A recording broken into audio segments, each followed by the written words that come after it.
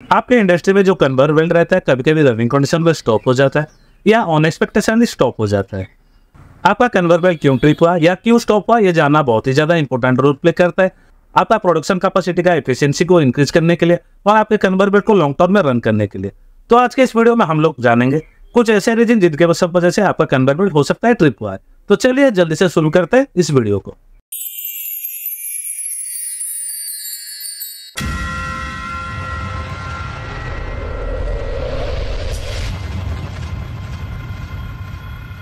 सबसे पहला जो कारण हो सकता है आप कन्वेयर बेल्ट स्टॉप होने का, वो हो सकता है मटेरियल ब्लॉकेज।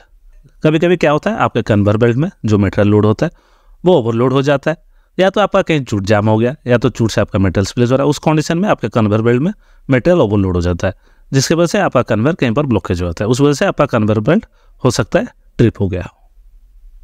उसके बाद जो दूसरा कारण रहता है वो conveyor belt trekking issue.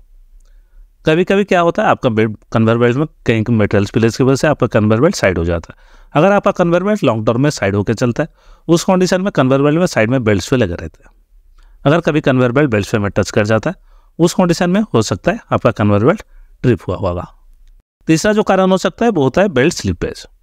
Belt slippage का कारण क्या हो सकता है?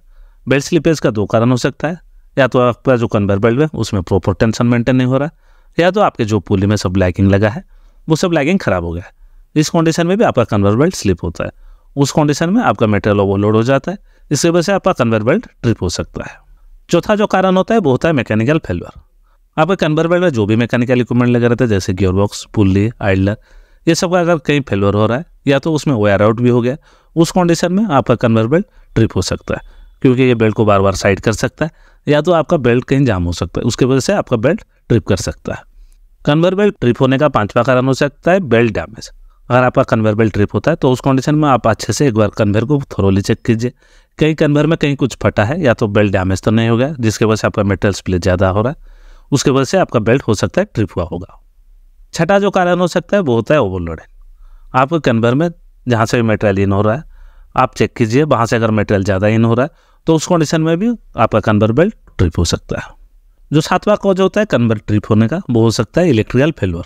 आपके कन्वेयर में जो भी इलेक्ट्रिकल इक्विपमेंट लगे रहते हैं जैसे मोटर का जो सर्किट रहता है, कन्वेयर में जो इलेक्ट्रिक इक्विपमेंट लगे रहते हैं वो सबका सर्किट रहता है, उस सर्किट में कहीं फॉल्ट होने की वजह से या तो मोटर में कहीं कुछ फॉल्ट होने की वजह से आपका मोटर ट्रिप कर सकता है। उसके बाद आठवां कारण हो सकता है इमरजेंसी स्टॉप बॉटम एक्टिवेशन। आपके कन्वेयर में एक इमरजेंसी बॉटम रहता है, कहीं गलती से इमरजेंसी बटन पुश हो गया होगा या तो किसी ने कन्वेयर का इमरजेंसी बटन पुश किया है, उस कंडीशन में भी आपका कन्वेयर स्टॉप हो जाता है, तो उसको भी आप चेक कर सकते हैं। नौवां कारण जो होता है वो होता है मटेरियल स्पिलेज।